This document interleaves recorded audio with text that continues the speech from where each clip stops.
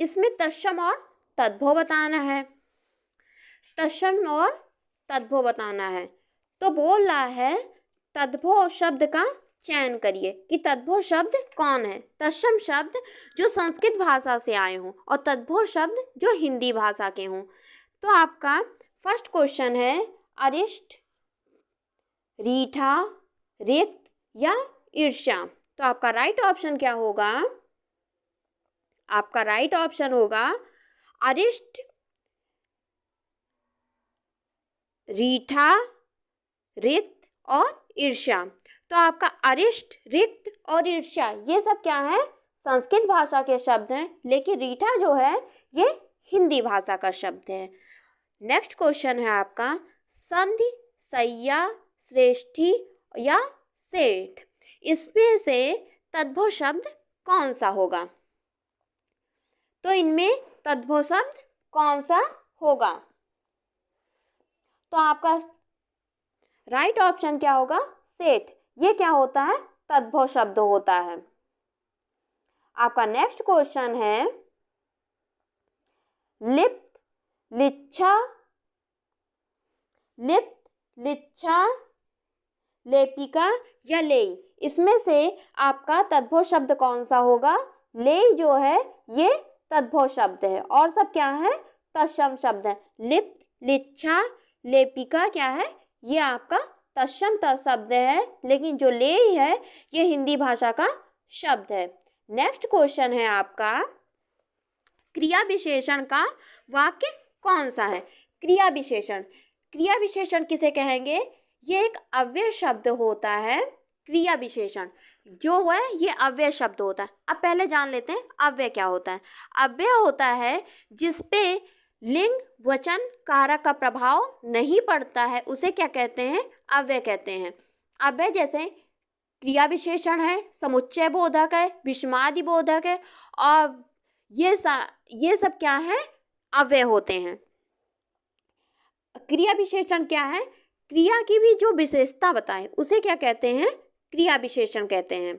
विशेषण किसे कहते हैं? जो संज्ञा और सर्वनाम की विशेषता बताते हैं उन्हें विशेषण कहते हैं।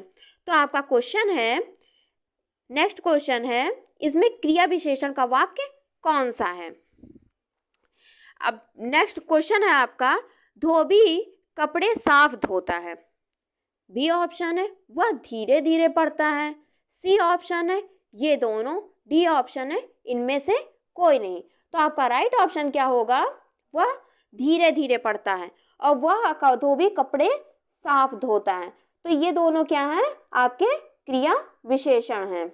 आपका नेक्स्ट क्वेश्चन है राम न पढ़ता है न खेलता है। ऑप्शन बी यदि वह आएगा तो मैं जाऊंगा। ऑप्शन सी एक धनी है तो दूसरा गरीब है। ऑप्शन डी वह अमीर है अतः कॉलेज नहीं जाएगा। तो आपका राइट ऑप्शन क्या होगा? आपका राइट ऑप्शन होगा राम न पढ़ता है और न खेलता है। तो यह क्या कहते हैं? क्रिया। पढ़ना और खेलना क्या है? क्रिया है। और इसमें न पढ़ता है न खेलता है, तो ये किसकी विशेषता बता रहे हैं? क्रिया की विशेषता बता रहे हैं, जिसे क्रिया विशेषण कहते हैं। आपका नेक्स्ट क्वेश्चन है मैं झट से चला आया। ऑप्शन बी वे लोग ठीक ठाक पहुंच गए हैं। ऑप्शन सी विचार पूर्वक कहता है। ऑप्शन डी वह कहाँ गया होगा। तो आपका राइट ऑप्शन क्या है? अध्यापक विचार पूर्वक कहता है। तो आपका राइट ऑप्शन होगा अध्यापक विचार पूर्वक कहता है। आपका नेक्स्ट क्वेश्चन है पर्यायवाची कौन सा शब्द पर्यायवाची नहीं है। यानी तीन ऐसे शब्द हैं जो सामान्य हैं, ये पर्यायवाची हैं, लेकिन इन तीनों का एक अन्य शब्द है जो किसी अन्य शब्द का पर्यायवाची है। तो आपका क्वेश्चन है मलिन। मलिन का अर्थ क्या होता है? मलिन का दूषित होगा, अपवित्र होगा, मैला होगा, गंदा होगा, खराब होगा और अस्वच्छ होगा। तो आपका राइट ऑप्शन क्या हो गया? आपका ऑप्शन देखिए, ए है तड़ित, बी है दूषित, सी है अपवित्र, डी है अशुचि। तो आपका राइट ऑप्शन क्या होगा? दूषित, अपवित्र और अशुचि ये सब किसके पर्यायवाची हैं? मलिन के। खराब के, गंदा के पर्यायवाची हैं, लेकिन तड़ित जो है ये इस मलिन का, गंदा का पर्यायवाची नहीं है। तो हम जानते हैं तड़ित किसका पर्यायवाची है। तड़ित जो है वो विद्युत का पर्यायवाची है, जिसे बिजली कहते हैं, दामिनी कहते हैं, सौदामिनी कहते हैं। फ्रेंड्स, आपका नेक्स्ट क्वेश्चन है पक्षी। पक्षी का पर्यायवाची कौन कौन सा है? ए ऑप्शन बिहक, बी ऑप्शन अंडज, सी ऑप्शन बिहान, डी ऑप्शन पतंग। तो इसमें पर्यायवाची कौन सा है? पक्षी का पर्यायवाची बिहग है, अंडज है, पतंग है, खेचर है, द्विज है, पक्षी है, खग है, परिंदा है और पतंग है। ये अंडज है। ये सब किसके पर्यायवाची हैं? पक्षी के पर्यायवाची हैं। लेकिन बिहान इसका पर्यायवाची नहीं है। तो बिहान किसका पर्यायवाची होता है? प्रातःकाल या सवेरा का पर्यायवाची क्या होगा? बिहान होगा। आपका नेक्स्ट क्वेश्चन है पंडित। तो पंडित का पर्यायवाची कौन सा है? ऑप्शन ए मनीषी है, ऑप्शन बी प्राज्ञ है, ऑप्शन सी विद्वान है या ऑप्शन डी मानुष है। तो आपका राइट ऑप्शन क्या होगा? तो पंडित का पर्यायवाची जानते हैं कौन कौन सा होता है। तो पंडित का पर्यायवाची क्या क्या होगा? पंडित का पर्यायवाची होगा शुद्धि, विद्वान, बुद्ध, मनीषी, प्राज्ञ। ये सब किसके पर्यायवाची हैं? पंडित के हैं। लेकिन मानुष इसका पर्यायवाची नहीं है। तो मानुष किसे कहेंगे ये जानते हैं। मानुष कहेंगे पुरुष को, मानुष कहेंगे नर को, मानुष कहेंगे जन को और मानुष कहेंगे मनुज को। अर्थात अगर कहा जाए तो मानुष किसे कहेंगे? मानव को ही कह देंगे मानुष। अब नेक्स्ट क्वेश्चन देखते हैं, सद्गुरु का संधि विच्छेद क्या होगा? ए ऑप्शन सत धन गुरु, बी ऑप्शन सत धन गुरु, डी ऑप्शन सद धन गुरु और सी ऑप्शन सद धन गुरु, डी ऑप्शन सद धन गुरु। तो आपका राइट ऑप्शन क्या होगा? सद गुरु, सतगुरु। जो आपका ऑप्शन ए है ये होगा सतगुरु। आप इसका नियम जानिए। ये कौन सी संधि हुई सदगुरु में? सदगुरु में हुई व्यंजन संधि। जो ता है वो किस में परिवर्तित हो जाता है? दा में परिवर्तित हो जाता है। ये आपका नियम है। जो पहला वर्ण है, पहले वर्ग का पहला वर्ण है वो तीसरे वर्ग में परिवर्तित हो जाता है। जैसे ता, था और दा। तो ता किस में परिवर्तित हो गया? अपने तीसरे वर्ण में परिवर्तित हो गया। अर्थात ता किस में बदल जाएगा? दा में बदल जाएगा। अब नेक्स्ट क्वेश्चन देखते हैं, अनजान में प्रयुक्त उपसर्ग कौन सा है? तो अनजान में प्रयुक्त उपसर्ग कौन सा है? आ है, अन है, अन्य है या अनज है। तो आपका राइट ऑप्शन क्या होगा इसमें? जो अन्न है ये क्या है? उपसर्ग है अनाज में। अन्न धन जान, तो ये हो गया अनजान। अनजान में कौन सा उपसर्ग होगा? अन्न होगा। अन्न धन जान, ये क्या हो गया? अनजान हो गया। आपका नेक्स्ट क्वेश्चन है, गजेड़ी में प्रयुक्त प्रत्यय कौन सा होगा? ड़ी होगा या बी ऑप्शन एड़ी होगा या एड़ी होगा या एड़ी होगा या जेड़ी होगा। तो आपका राइट ऑप्शन क्या होगा? एड़ी होगा। तो ये क्या हो गया? गंजेड़ी हो गया। गांठ बांधना मुहावरे का अर्थ क्या होगा? ऑप्शन ए गाढ़ी मित्रता करना, ऑप्शन बी अच्छी तरह याद रहोना, ऑप्शन सी कसकर बांधना, ऑप्शन डी आपस में बांधना। तो गांठ बांधना का अर्थ क्या होगा? आपका गांठ बांधना का अर्थ होगा अच्छी तरह से याद होना। आपका नेक्स्ट क्वेश्चन है,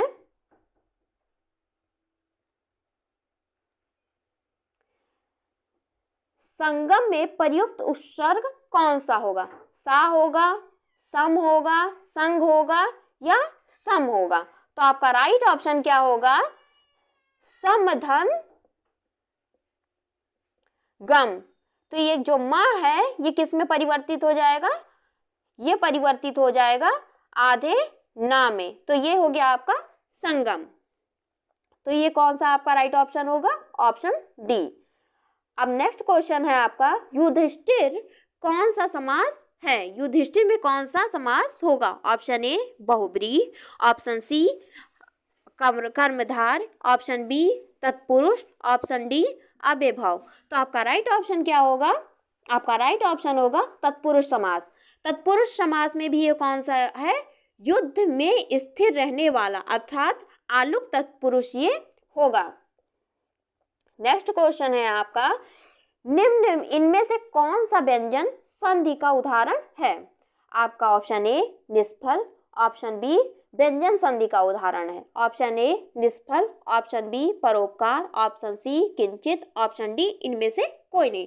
तो आपका राइट ऑप्शन क्या होगा? निष्फल। निर्धन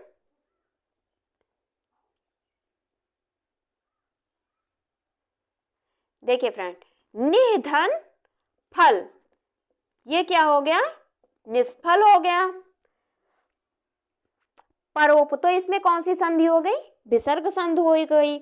अब पर धन उपकार, तो ये क्या हो गया? परोपकार हो गया। छोटा आ छोटा ऊ मिलके क्या बना लिए? ओ बना लिए। ओ क्या है? संयुक्त व्यंजन है। छोटा आ छोटा ऊ मिलके मेल से क्या बनता है? छोटा आ प्लस छोटा ऊ के मेल से क्या बनता है? ओ बनता है। तो ये क्या है आपका? संयुक्त स्वर है। फिर तो इसमें कौन सी संधि होगी? परोपकार में होगी गुण संधि। परोपकार में कौन सी संधि होगी? गुण संधि होगी। आपका फिर सी ऑप्शन है किंचित। किंचित में किम धन चित, तो किंचित में क्या हो जाएगा? किंचित हो जाएगा। तो इसमें कौन सी संधि है? व्यंजन संधि। तो आपका राइट ऑप्शन क्या होगा? ऑप्शन सी होगा। नेक्स्ट क्वेश्चन है आपका, सुक्ति का सही संधि विच्छेद कीजिए। सुक्ति साधनोक्ति, सुधनोक्ति, समधनोक्ति या साधन उक्ति। तो आपका राइट ऑप्शन क्या होगा? सुधन उक्ति। ये क्या है? सुक्ति हुआ। इसमें कौन सी संधि होगी? छोटा ऊ प्लस छोटा ऊ मिलके क्या बनेंगे? छोटा ऊ प्लस छोटा ऊ मिलके बन जाएगा बड़ा ऊ। इसमें होगी दीर्घ संधि। इसमें कौन सी संधि होगी? दीर्घ संधि। फ्रेंड्स, नेक्स्ट क्वेश्चन है आपका, अन्न जल उठना का अर्थ क्या होगा? ये मुहावरा है आपका। ए ऑप्शन आर्थिक स्थिति कमजोर होना, ऑप्शन बी किसी से संबंध विच्छेद करना, ऑप्शन सी किसी चीज का अंत होना, ऑप्शन डी प्रस्थान करना। तो आपका राइट ऑप्शन क्या होगा? अन्न जल उठना का राइट ऑप्शन क्या होगा? प्रस्थान करना। या तो ये आपका क्या हो जाएगा? प्रस्थान करना, अन्न जल उठना। आपका नेक्स्ट क्वेश्चन है, कृष्ण के किस प्राय में बहुब्रीहि समास है? Option A Madhav, option B Murari, option C Mukund, option D क्या हो गया? गोपाल। तो आपका राइट ऑप्शन क्या होगा? मुरारी हो गया। अब नेक्स्ट क्वेश्चन है आपका, संज्ञा तथा सर्वनाम की विशेषता बताने वाले शब्द को क्या कहते हैं? तो संज्ञा तथा सर्वनाम की विशेषता बताने वाले शब्द को विशेष कहते हैं, उपसर्ग कहते हैं, विशेषण कहते हैं या अव्यय कहते हैं। तो आपका राइट ऑप्शन क्या हो गया? जो संज्ञा और सर्वनाम की विशेषता बताते हैं उसे क्या कहते हैं? विशेषण कहते हैं। विशेष किसे कहते हैं? जो संज्ञा से पहले विशेषण से पहले प्रयुक्त होता है उसे क्या कहते हैं? विशेष कहते हैं। अब नेक्स्ट क्वेश्चन है आपका, मोहित नैनीताल से लौटा, इस वाक्य में भूतकाल का कौन सा विच्छेद है? ऑप्शन ए सामान्य भूतकाल, ऑप्शन बी पूर्ण भूतकाल, ऑप्शन सी आसन्न भूतकाल या ऑप्शन डी संदिग्ध भूतकाल। तो आपका राइट ऑप्शन क्या होगा? आसन्न भूतकाल। आपका राइट ऑप्शन होगा आसन्न भूतकाल। नेक्स्ट क्वेश्चन है आपका, काव्य में कितने रस होते हैं? 6 होते हैं, 7 होते हैं, 9 होते हैं या 10 होते हैं? तो आपका राइट ऑप्शन क्या होगा? 9 होते हैं। फ्रेंड्स, ये आपके कुछ क्वेश्चन थे हिंदी के। ये सारे एग्जाम के लिए हैं, वनडे के सारे एग्जाम के, चाहे वो आप बीएड एंट्रेंस का एग्जाम दे रहे हो, लेखपाल का दे रहे हो, यूपी पुलिस कांस्टेबल का देना हो या फिर बीडीओ का देना हो, जो भी जिस भी एग्जाम में हिंदी आती है ये प्रैक्टिस सेट सबके लिए है। फ्रेंड्स, अगर वीडियो पसंद आई हो तो लाइक करें, कमेंट करें और सब्सक्राइब ज़रूर करें।